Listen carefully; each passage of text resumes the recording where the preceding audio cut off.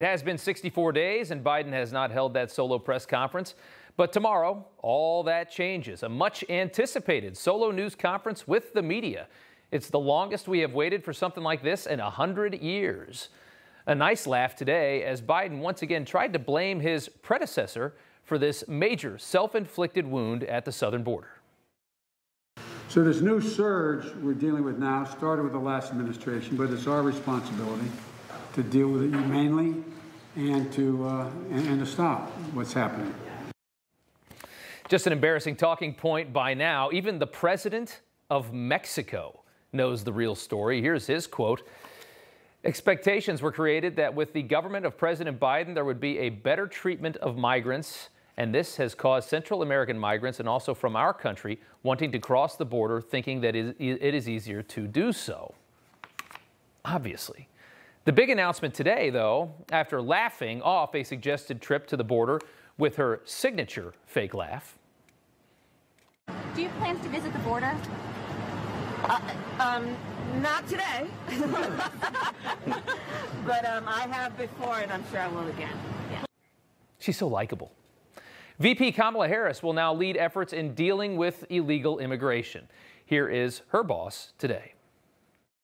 It's not her full responsibility and job, but she's leading the effort because I think the best thing to do is to put someone who, when he or she speaks, they don't have to wonder about, is that where the president is? When she speaks for me, doesn't have to check with me, she knows what she's doing, and I hope we can move this along. She speaks for me. At least somebody over there can speak. The president's energy was pretty low today. He got a bit confused, and then his keepers pushed the media out of the room. Check it out. Thank you, Mr. President, for your confidence. Well, thank you. Thank you for willing to do it. Now we're going to get down to business here, and Ron, who am I turning this over to? Well, thank you very much, Mr. President. I think it's time for the press, our friends in the press to leave, though. Thank you. Thanks, guys. Remember how cool it was when Trump would just begin negotiating right there with the press in the room, wouldn't ask anybody to leave, just said, hey, let's talk this out. Let's see how you really feel with the cameras on you. And all the Democrats would get really uncomfortable. Remember Nancy Pelosi, just so uncomfortable because they hate transparency, wondering, what are you doing? No. We're not going to talk with these cameras on because then we can't really do it. We don't want people to know what we're saying. Those were the days. I miss all that transparency. And you know what? A lot of the media does too. They're not getting it right now. So it's Kamala Harris in charge of immigration. Here she was today, of course, marginalizing this problem. Well, thank you, Mr. President, and for having the confidence in me. And there's no question that this is a challenging situation. While we are clear that people should not come to the border now, we also understand that we will enforce the law.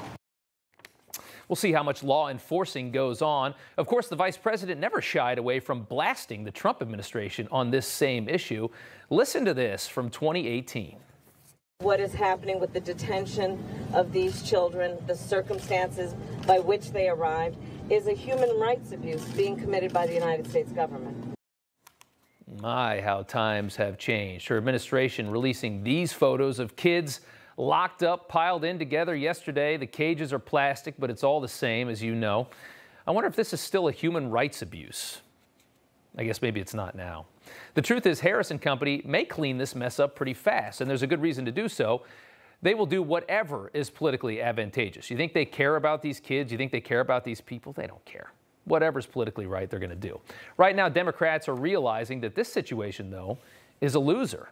They're going to lose the midterms at this rate, and they know it. If they're smart, they're going to have to flip the script. They're going to have to start embracing agencies like Homeland Security and ICE. Kamala Harris will have to stop scoring cheap political points through games like this with the acting director of ICE insinuating there's a perception that his agency bears resemblance to the KKK. Are you aware of the perception of many about how the power and the discretion at ICE is being used to enforce the laws? And do you see any parallels?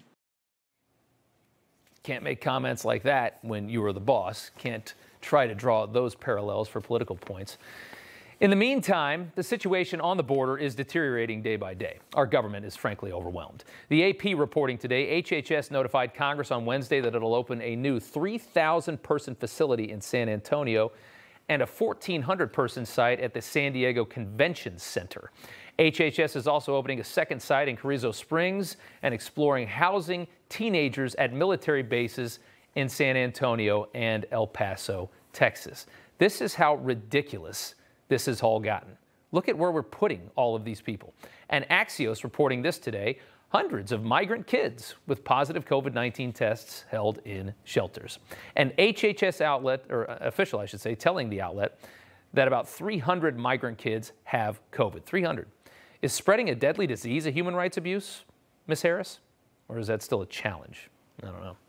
While Biden-Harris and the Democrats continue to dance around this issue, Congressman Jim Jordan wrote this letter today to Chairman Jerry Nadler, the Democrat, calling out Nadler for not even holding a hearing on this issue. Nadler usually loves hearings. He said, quote, "We will therefore plan to use committee funds to travel to the southern border to observe firsthand what Democrats have refused to acknowledge and hear directly from those affected by the Biden border crisis." All right, for Republicans, obviously there are a lot of issues watching all of this. Watching cartels make millions and millions of dollars exploiting our southern border and exploiting people. Watching people abuse our asylum laws.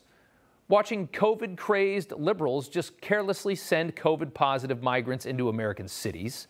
Watching our entire immigration system fall apart. Watching thousands of people cut in line. All Republicans are against this ridiculous policy, what we're seeing happening right now. And you know what? The vast majority of Americans don't like this either, no matter what side of the aisle they're on. But to those on the far left, anybody who is not okay with this mess at the southern border is essentially a bigot. And they're especially bad if that person is an immigrant themselves. Listen to Joy Reid slamming Ted Cruz. It is gross to me for Greg Abbott to portray people as basically disease carriers because they come from Central America. But I just have to get your thoughts on Rafael Ted Cruz, who himself is a person of color, to participate. He has never embraced that identity. In fact, I would argue that he is pushed back against his Latino identity.